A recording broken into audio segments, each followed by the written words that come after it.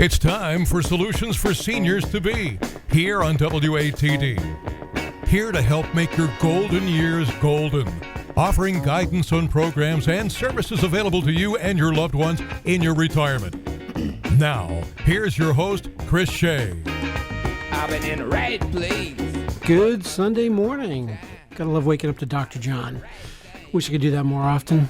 Saw him a couple times in New Orleans, but unfortunately he has moved on. He is no longer with us, but love to kick off my Sunday mornings with him.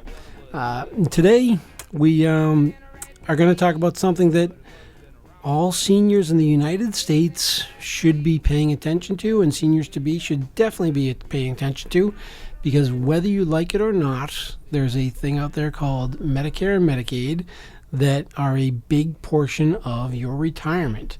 So as a result of this, I wanted to bring in someone that I know in the business. Her name is Joy, and she's been doing this for a little bit, and I am going to let her introduce herself and a little bit of her history. And she's one of the things that she's part of is a J. King insurance agency, and they specialize in Medicare, Medicaid, and all that sort of stuff. So I'm going to let you introduce yourself, Joy, and then we will talk about why it is you actually do what you do and why it's really important. Sure. Yeah, thanks, Chris, for having me. I appreciate it. My name is Joy Cheney. I am originally from the Charlotte, North Carolina area, so I don't have your typical New England accent. But you don't have a big drawl either yet, though. I do not. No. I made sure I dropped that a long time ago. So yeah, I'm the owner of J. King Insurance Agency, and we focus primarily on Medicare eligible adults, whether that be you're over 65 or if you are under 65 but are on disability and have qualified for Medicare, we are also able to help there. And then I'm also a National Social Security Advisor certificate holder. I do not work for Social Security or Medicare, but I do have a wealth of knowledge about both entities, and they really do kind of intertwine with each other. So my path on the Medicare side was very passionate, and then I learned just how much Social Security does affect it as well. So I just, wanted to educate myself on that. So I keep up those credentials as well. You mentioned passion for that. Where'd the passion come from? Because usually people that work in the senior space usually have a why that's pretty important, and usually it's not the best of stories. It's a lesson to be learned from story. So why are you passionate? Yeah, so I started out in the life insurance industry, and I just realized that a lot of the homes that I would go into and sit with people, they wanted life insurance. They're like, sure, yeah, I mean, that sounds great, but can you help me pay for my medications? I wasn't able to go to the doctor today. I don't have transportation to get to where I need to. If you can help me with that, yeah, that'd be great. But I mean, as far as paying for a life insurance policy right now, that's just not in the cards. And so, I couldn't help them at the time, and I would walk out of the house not being able to help, which, going home at night, that really did weigh heavy on my heart, that there are so many people that I was running into on a daily basis that needed so much assistance, and I just felt like there had to be something out there.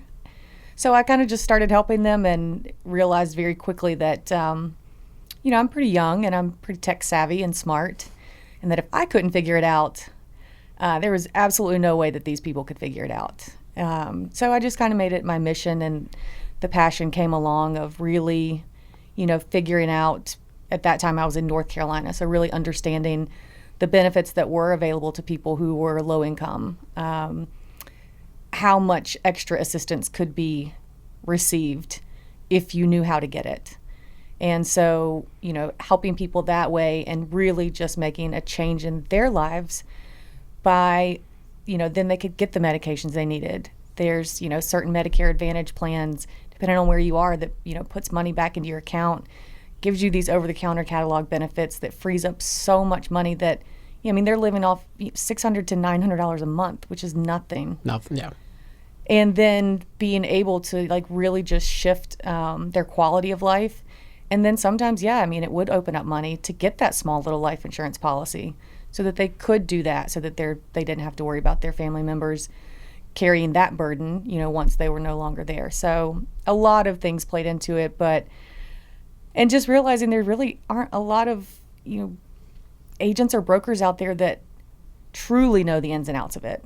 I mean, they can sell you a plan and it puts money in their pocket, but to truly really sit down with someone, look at the whole picture, and it's so many moving pieces, and I get excited about it. I love doing it. It makes a lot of people's heads spin. But I love the puzzle, and I love just figuring it out for people and really just taking the stress off of them in that way, and just making that part of their life something they don't have to worry about, and that they feel confident with. Yeah, it's funny that you mention get into the details, and the devil is always in the details, as they say. But one of the things that I always tell my daughter, as she goes from 12 to 13, you got to know the rules of the game to, number one, play the rules of the game, play the game the best you can, and also take advantage of it the best way you can, right? Because there are opportunities out there that are available to people that have needs that most people don't really even understand or realize because they're not advertised, right? Because it's a government project, government-funded program, and the government's not really advertising it. And like you said, a good number of people that do help really don't know the details of it that well. They don't know how to get into and manipulate the system to the best advantages of their clients. Right. And they definitely make it, every state's different, but it's not easy. And a lot of times, if it was easy, anybody could do it. Yeah, you'll get denied the first time, and I'm like, no, that's we're just persistent. We reapply. Most of the time, we know better than the person that's just submitting the application on the other side. So yeah, there's a lot of benefits that can be taken advantage of, but also too, we don't teach this in high school or college, and or anywhere. We're getting into, you're getting 55, 60, and you're starting to think about retirement, and sometimes you're 65, you've been on employer coverage, and then you speak with someone like myself, and they're like, well, dang, that would have been nice to know 10 years ago. Why didn't anybody ever tell us about this? So that's why I'm huge on education. I love the educational piece of all of it, and really just making sure that everyone knows what's out there to them, both if it's a lower income, the benefits that are available to the state that you can get, but also if you have a significant increase in your income, what happens there as well, because it's also not the same. So I don't want to say you get penalized necessarily. That's not really how it is, but the numbers just aren't the same. Yeah, because it's there to support the needs, and if you have more available funding, you have less need, right? In theory. Sometimes our lifestyles don't necessarily equate to that, but that's the theory around it in any case. So quick question. Why is it important to sign up for Medicare, Medicaid, and if people aren't doing it, what's the negative consequences to it? Sure. So I'll try to remember both parts. So why is it important to sign up for Medicare? So, and the difference between Medicare and Medicaid. So Medicare is federal, Medicaid is state. So if you have worked 40 credits, which that equates to 10 years of part-time work, and you've paid into the Social Security Medicare system, then you are eligible for Medicare at that point. So your Medicare Part A would be $0 premium a month, and then you would opt into Part B whenever that time comes for you. The Medicaid side of things, that's going to be based on, again, the state level, so every state's different. So is it, before you leave Medicare, is there an age requirement for Medicare? Yes, so 65 and older, or If you have different disabilities, so if you've been on Social Security disability for 24 months and you've earned the credits needed, the 25th month you would be eligible for Medicare. Okay. And is there a time window that you need to sign up for Medicare? It depends. If you have credit, Just say the normal, you have no health issues or anything like that. again, it depends. If you have creditable employer coverage, then you do not have to sign up for Medicare when you're eligible, when you first turn 65. Let's say someone here in Massachusetts, they're on a plan from the Health Connector and they turn 65. You absolutely have to sign up for Medicare at that point because you're no longer eligible for the plans through the Health Connector. So everybody's situation is a little different, and pretty much everyone I speak to on a daily basis, they're like, I thought I had to sign up for Medicare. I'm like, yes and no. It really just depends on your situation. And so that's one thing when I sit down with people, we really figure out, like, what is your individual situation? Do you need to? Or, you know, is it something that right now we don't have to, and you may not have to do anything, or we may have to opt out of Medicare Part B? All right. Because I usually hear that you have to sign up by a certain time frame, which is why I asked the leading question. Yes. I want to show that you're smarter than I am about this. So yeah, it really depends. If you are drawing Social Security benefits and you turn 65 and you've earned those credits, then your Medicare enrollment is going to be automatic unless you opt out of it. So opt out of Part B. So let's say you have employer coverage through your spouse and you're already drawing Social Security benefits and you turn 65. We would look at that situation and say maybe it's best to opt out of Part B so that you're not paying that monthly premium, which 2023 it was $164.90 a month for Medicare Part B. And then 2024 it's going to be $174.70. So if your spouse, it's a good amount of money. Yeah. So if your spouse's plan is already giving you health care coverage from their employer, it doesn't make sense to also enroll in Medicare when you're going to be paying for both. Right. So the employer coverage usually is primary, and we make sure it's credible so that way, whenever the time comes, either your spouse retires, then you can enroll in Part B and you do not get penalized. No penalties are a good thing. Very good thing, because they are lifetime. They don't go away. And unless you eventually qualify for low income subsidy at some point in time, and then it is. But yeah, there's always a yes but no or yes and maybe. Yeah. Hi, welcome to working with the government. Yep. All right, so that's a high level of Medicare. Medicaid. Continue. So why is it important to sign up for that? So Massachusetts is a little different. With Massachusetts, the mass health system is wonderful. For one, I will say that. Just with other states that I've worked in and helped with, my clients with Medicaid in those states, the mass health benefits here are absolutely incredible. I always recommend you have to call Mass Health and speak with a Mass Health counselor on that side of things. But just speaking, like if, we go over some assets or your income or whatever, and it looks like you would qualify for, let's say, the Mass Health Senior Buy-In. That's a level where you qualify for the state of Massachusetts to pay for your Medicare Part B premium. Depending on the level, they could also pay the co-pays and the co-insurance of that Part A and Part B.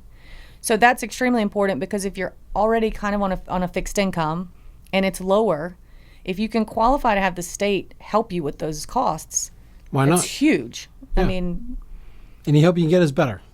Much better. And then again, depending on the state, but also like it can open things up to receive more benefits from certain plans that may be available in that area. So it's, sum it up, complicated. Yes. And that's part of the reason why I want to bring you on, is because I know it's complicated.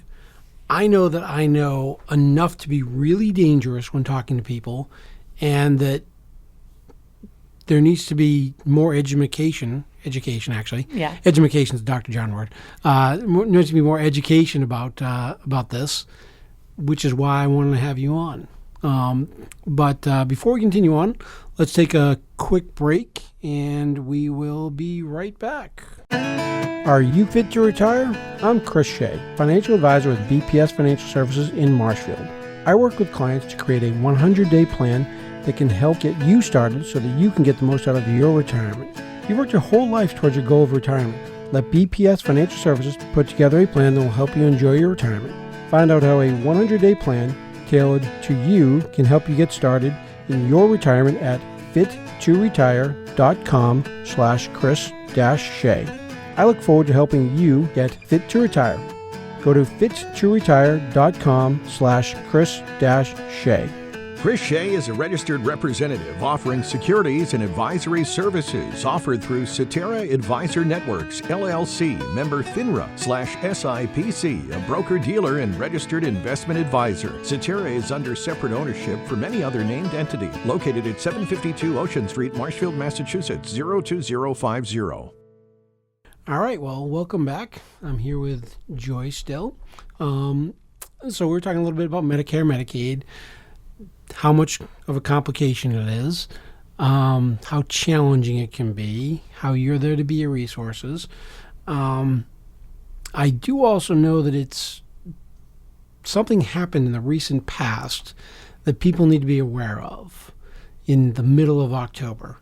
What was that? Okay. So the Medicare annual enrollment period or annual election period. So that is every year between October 15th and December 7th. So that's really the one chance a year that anybody and everybody that's on Medicare has the opportunity to look at the plans available to them and make a change for the next year. So any decision that you make between October 15th and December 7th, the plan effective date will be January 1st of that following year.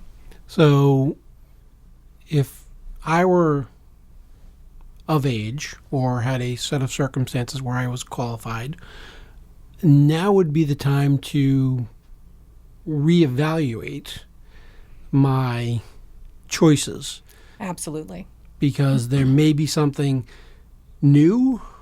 Are there a lot of things that come out new on these things, or is it just the same old, but see how your circumstances fit into the same things? I mean, year over year, we always see things getting better. Because there are, the private insurance companies that are competing for your business. They're competing against each other, really. So the benefits do continue to get better. Again, it depends on the type of plan that you have, but regardless of what you have, I'll see some people like, oh yeah, like I'm covered, I got that, like it's good. It may be, and I'm sure it has been, but it's good always, is good. Good is good. Yeah. Better is better. And it's always a great, it costs you nothing to work with me except your time. So, or, maybe any agent for that matter, but it's always good to have someone who is a professional in the industry to really just sit down and take a look and see, is anything changing? Legislatively, there are things that change and are changing for 2024 and in 2025. So, really just making sure, have your medications changed, and the tiers of the medications can change from formulary year over year. What may be covered this year may not be covered on your plan next year. Doctors retiring, I'm hearing that all the time. Yeah. My doctor's retiring, I need a new primary care. Well, depending on the plan, that doctor may not be covered either in the plan going forward in the next year. So we have to look to make sure that your doctors are covered, your medications are covered, and financially, how do we keep your financial risks as low as possible? While maximizing the benefits. Exactly. Because that's the whole intent of it, is to give people of a certain age or ability level the opportunity to have a offset or a plan to help them with their medical needs, right? Yes. I mean, that's essentially what people are looking for. And as someone whose parents declined as they got older, your health bills don't get cheaper as you get older. No, they do not. And one of the things that I talk about with my clients when I look at them projecting into the future of their retirements is, and inflation is a big word in our society right now, right? Inflation's going nuts. Yes, it is. It's high. However, the average inflation over time in the United States is about 2.5%, right?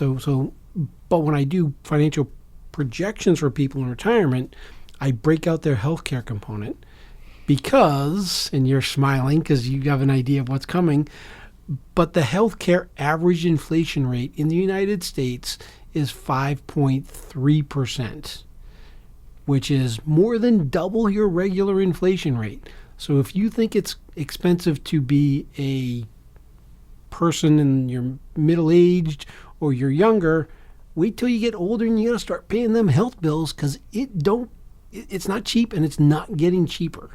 Yeah, and I mean, as we've seen from, the time the baby boomer generation was born, whether it's the toy industry when they were younger and, mortgages when they were, of home buyer age, now that we're getting into the Medicare space. I mean, there's, I think, 10,000 people that turn 65 every day.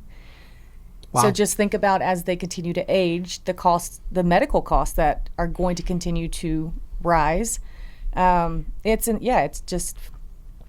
nuts. And the thing is like your income doesn't continue to go up at that point because you're either retired or you may be retired and have a part-time job working, but it doesn't go up in the same way that everything else is going to keep going up. Yeah, and that's why, again, I'm going to pump myself on this one. Planning is important, right? Yeah, very much so. And part of that is figuring out how you're going to pay for the health costs. And part of that equation, regardless of what you think about it and what you think about our government, this is not a political conversation. You've got to sign up for Medicare. Yeah, it's not a matter of if, it's just when. Yeah. And that's why I don't, ever look at myself in sales, because it's not if you want it or not. You're going to have it. So if we know you are going to have it, then at least let's figure out what your best options are. Yeah. Exactly. It's not a nice to have. It's a you have to have. Yes. But what is your set of circumstances, and how do we fit the puzzle add this into the puzzle of your life, right? Yeah. And looking at all aspects, looking at the big picture. I did want to touch back. I made one comment about the Social Security, that if you're 65 drawing Social Security and you turn 65, you're automatically enrolled in Medicare. If you are not drawing Social Security benefits and you turn 65, nothing happens unless you apply to enroll in Medicare. And a lot of people aren't aware of that. So it can go both ways. Either you think you're automatically going to be enrolled in it, and then you turn 65 and you're like, I haven't gotten my Medicare card yet. Why not? Or, you're like, oh, well, that's good to know because I didn't want to be. And so nothing's going to happen. I'm like, nothing happens unless you want it to. And at that point, we would need to apply. Right. And when do the penalties start? It's football Sunday. When do the penalties start to incur? So if you've had creditable employer coverage, then, whenever you're going to lose the coverage or you're going to retire, I usually say, let me know 2 months before you're going to retire so we can start getting the application submitted. But the day of your last coverage, you have really 63 days that we want to make a decision. If you're turning 65, it's what's called your initial enrollment period. So 3 months before the month of your 65th birthday, the month of your 65th birthday, and 3 months after is what's considered your initial enrollment period. So you can take advantage of signing up for Medicare and any supplemental plans during that time. And then if you miss that window of time, that's when, if you could have had Medicare Part B and drug coverage, and you didn't, then after that is when the penalties would start. Okay, so 3 months before and after you turn 65 to avoid the penalties. Yep, the 7-month window. So Right. 3 months before, the month of, and 3 months after. Right. Yep. Yeah. So there's technically not a requirement to sign up at that point in time, but it's usually in your best interest. Either sign up or, make sure that you have credible coverage Yeah. from somewhere. Usually it's an employer or a spouse's coverage. Cobra is not considered creditable coverage. A lot of Really? people don't know that. Cobra is not, and the VA benefits are not. That's an important distinction for a lot of the veterans that I know that are listening. Yes. That they're not. They've got to actually go out and do something. Yeah. Again, yes or no. But at least knowing if you Right. didn't do something and you wanted to down the road, what does that look like? Yeah. No, that's important. Again, I learn something new every time I talk to somebody who's smarter than me about something. Why? I mean, we've touched on this a little bit, but what is the biggest reason right now to talk to someone, whether it be Joy or someone else who's a specialist in the Medicare, Medicaid space? Yeah, so I definitely think, having someone that you trust, someone who's licensed by the Department of Insurance in the state that they are in. How can you check that? So I give people my NPN, my national producer number, so that if they want to search me in the database for the state, they can and see that I am licensed in the states that I say I am and licensed to sell. You can go to your local Shine rep. They are able to help you. Normally it's the Council on Aging Centers. They do get a certification to help with that, to help you understand what options are there for you. I personally like, working with someone that you trust who's a licensed, whether it be broker, to look at all the options. If you speak with someone who is only certified or contracted with one carrier, a lot of the times they're called a captive agent. They're only looking at the best interest of the company because it's only their products that they represent. Versus if you're working with a broker, especially in my situation, I don't care about the companies necessarily because I have most of the contracts. For me, it's more important of the person. So I'm working with and for the person, not the company. So to me, it's, it doesn't matter. But if I do see a plan that's out there that is better, that does look like would give you the most benefits for your situation, I absolutely will tell someone that and then help them figure out either how they need to enroll themselves or what steps to take at that point. Yeah, no, I'm a big believer in the independent world. That's what I am. I'm an independent advisor. And I tell my clients, I'm like, look, my job is to not make whatever company you're talking to happy. It's to make you happy. Yeah. And I think that for me, that's a very attractive aspect of working with someone. As soon as, I hear that someone's not independent, I start to question their what they can and can't do and the reasons behind it. Right. Right. And don't get me wrong, a lot of good people out there that do this thing, but if you've got only one, solution or a couple of solutions, it's not usually as good as having a plethora of options. Exactly. So, cool. Well, I know I've learned a lot. I think hopefully everyone else has learned a lot in this Sunday morning. Anything else you want to say before we get on out of here and enjoy the rest of the weekend? I don't necessarily. I mean, there's so much we could talk for a long time, and I definitely can because I'm passionate about it. My main thing is really just please reach out. I don't know if you're going to have my information. Give your phone number. 704-985-7884. It's my personal cell, 704-985-7884. Or you can go to my website, www.ajoytoenroll.com. Oh, nice pun on that one. Thank you. A joy to enroll. Yeah. I like that. Anyhow, well, again, thank you for your time. This has been great. It's been wonderful.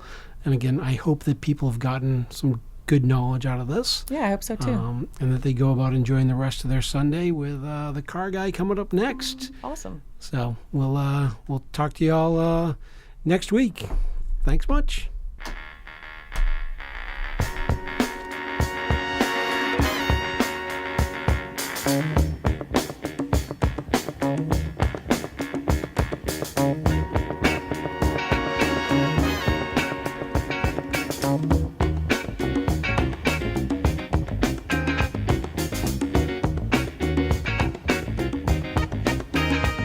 been in the right place, but it must have been the wrong time. I done said the right thing, but it must have used the wrong line. I've been on the right trail, but I must have used the wrong car. Headed in a bad place, and I wonder what's good for. I've been in the right place, but it must have been the wrong time. My head is in a bad place, but I'm having such a good time. I've been running, trying to get hung up in my mind. Just got to give myself a good talking to this time. Just need a little brain salad surgery. I got to cure my insecurity. That I've been in the wrong place, but it must have been the right time. I've been in the right place, but it must have been the wrong song. I've been in the right vein, but it seems like a wrong on. That I've been in the right world, but it seems like the wrong.